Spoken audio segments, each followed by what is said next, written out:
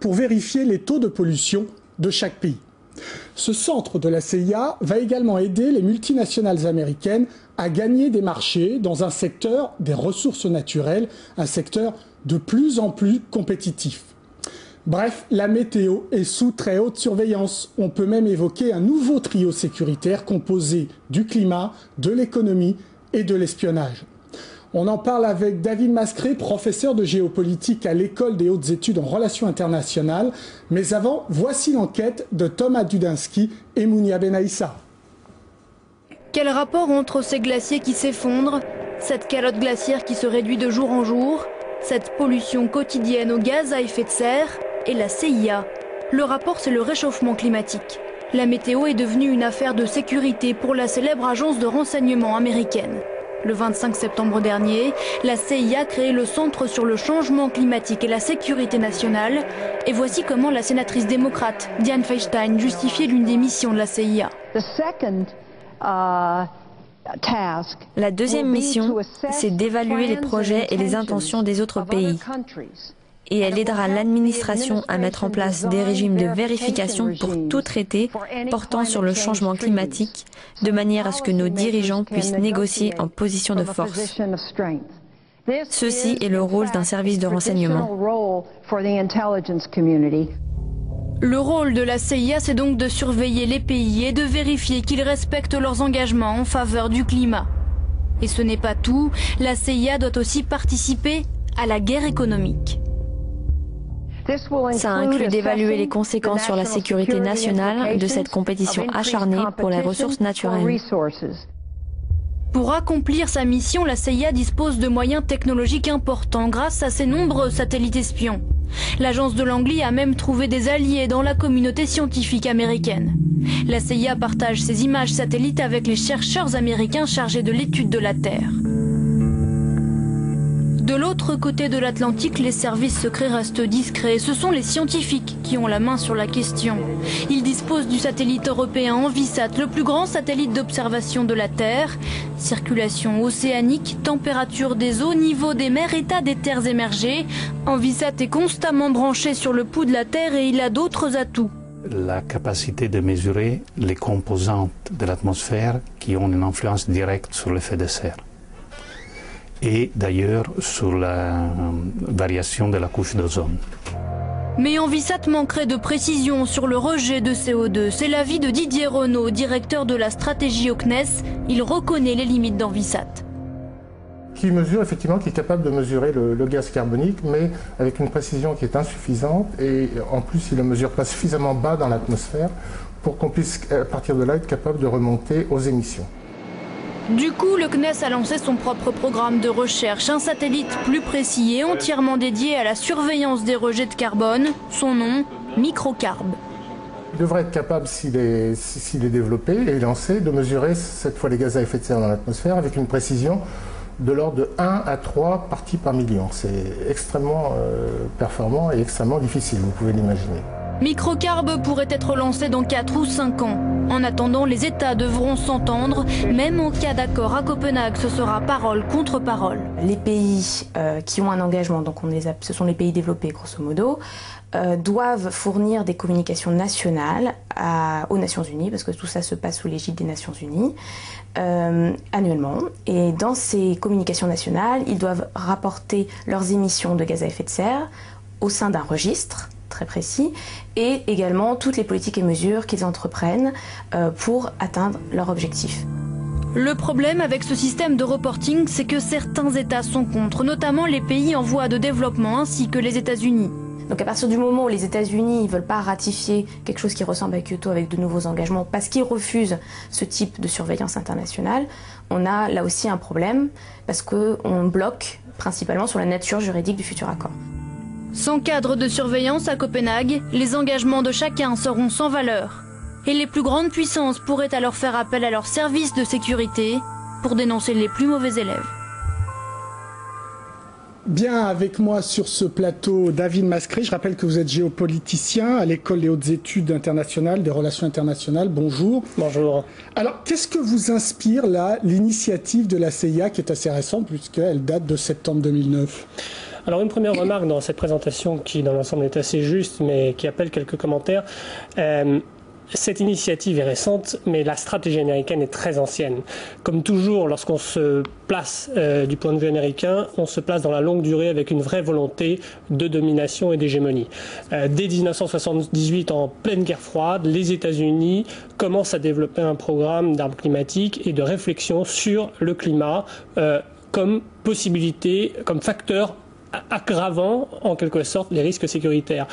Cela se précise en 1989, donc bien avant la guerre du Golfe, qui sera une des premières guerres mettant en avant des risques climatiques, puisqu'on se souvient des bombardements de puits de pétrole de part et d'autre, et donc de cette espèce d'épaisse couche nuageuse qui avait obstrué un peu le ciel koweïtien et irakien pendant plusieurs semaines. Bien avant donc cette période, Jessica Matthews du World Fund Institute met l'accent sur le climat comme facteur stratégique et comme facteur déterminant pour asseoir une domination militaire. Et plus récemment, en 2003, donc le rapport du Pentagone, qui est un peu filtré. Absolument, mais en amont, tout de même, encore un nom à citer, c'est évidemment celui d'Al Gore. En 1992, vous avez le sommet de Rio, c'est la même période, c'est la même époque à laquelle Al Gore est nommé vice-président, et dès cette époque, il développe toute une campagne qui n'est pas sans arrière-pensée économique, vous l'avez dit, mais aussi stratégique et militaire, pour faire du climat une sorte de point de focalisation de l'attention des autres pays et un élément structurant en quelque sorte de l'agenda international. Alors plus récemment, donc je parlais de ce fameux rapport de 2003 du Pentagone qui a fuité et qui dit en gros il va y avoir des tensions dans le monde, notamment sur la problématique de l'eau, sur la problématique de l'énergie et évidemment de l'alimentation. Pourquoi les services de renseignement américains sont à ce point au front dans une question qui est après tout environnementale? Précisément parce qu'ils ne l'envisagent pas du tout sur un mode environnemental, mais sur un mode stratégique et sur un mode... C'est une manière pour eux d'asseoir leur hégémonie ou en tout cas de perpétuer leur stratégie de domination. La question de la domination des ressources stratégiques et de leur sécurisation, aussi bien en termes d'exploitation que d'approvisionnement, est très ancienne. Elle se structure au début du XXe siècle et elle prend encore définitivement à partir de 1945 et du pacte du Quincy. Je rappelle donc que c'est le moment où Roosevelt et le prince Abdallah, au lendemain de Yalta, qui définit le partage de l'Europe, définit ce que va être le partage des ressources stratégiques et cette espèce de deal absolument jamais remis en cause depuis. Les États-Unis assurent la sécurité de la péninsule arabique et la contrepartie, c'est que l'Arabie saoudite livre abondamment les États-Unis. Donc pour vous, c'est pas nouveau, c'est une tendance ancrée dans l'histoire des États-Unis. C'est absolument dans la longue durée qu'il faut l'envisager. Par contre, ce qui est nouveau, c'est évidemment l'endroit où se trouvent ces ressources et leur accessibilité. Sous les océans, au niveau des pôles, au niveau du plateau continental sibérien, dans des zones dans des mers profondes, en offshore profondes, qui n'étaient pas accessibles. Et effectivement, du coup, l'attention sur le climat et le fait de focaliser sur d'éventuelles conséquences d'un réchauffement climatique, notamment en termes de tornades, d'ouragans, voire d'augmentation du niveau de la mer. Voilà, d'augmentation du niveau de la mer, permettrait aux États-Unis de placer non seulement des systèmes d'observation et de surveillance, mais des dispositifs militaires pour sécuriser directement certaines de ces zones au nom de la lutte contre le réchauffement climatique. Alors pour vous, c'est un prétexte, un alibi à une hégémonie clairement économique sur les ressources. C'est une manière habile, d'une part, effectivement, de garder la main en termes de domination stratégique, notamment pour ce qui est de l'accès aux ressources vitales, qu'elles soient énergétiques et gazières, ou bien qu'elles soient hydriques, puisque c'est une question aussi absolument vitale pour un certain nombre de populations, et alimentaire, c'est le troisième point, mais c'est aussi une manière de pousser des alliés dans, peut-être pas une impasse, mais en tout cas un scénario qui va en quelque sorte les maintenir sous dépendance et en quelque sorte les faire aller dans la direction qui avantagera les intérêts des Américains. Il n'y a pas une contradiction entre le fait de vouloir surveiller les autres pays dans leur rejet de carbone par exemple et de ne pas signer les accords comme Kyoto où on verra pour Copenhague? Alors là aussi c'est quelque chose qui peut nous surprendre si l'on se place dans le court terme mais qui n'est pas du tout une nouveauté si l'on se place dans le long terme. Ça a toujours été une stratégie des grands géopoliticiens américains, de Mackinder à Brzezinski, de mettre en place des instruments en quelque sorte de contrôle et de régulation internationale et soit même de s'en exempter. Ça a été le cas en 1919 avec les 21 points de Wilson, vous savez, qui devait réguler les relations internationales après le premier conflit mondial et qui n'a jamais été ratifié par le Congrès. Ça a été le cas avec l'Organisation des Nations Unies, dont les États-Unis ont toujours su s'affranchir quand leurs intérêts vitaux étaient en jeu, pas seulement au moment de la guerre d'Irak, mais au niveau de la conquête spatiale, au moment des affaires de Cuba, etc. Donc, c'est dans le long terme une constante. Ce qui est plus surprenant, effectivement, c'est la thématique qui est choisie et l'instrument qui est choisi. Auparavant, les instruments choisis étaient essentiellement des organismes à vocation globale, mais rassemblant le concert des nations. Là, on est sur un organisme qui rassemble d'abord des experts scientifiques, le GIEC, groupement interdisciplinaire d'études du climat, et qui, dans un second temps seulement, trouve une ratification au niveau juridique avec effectivement les protocoles de Kyoto ou de Copenhague.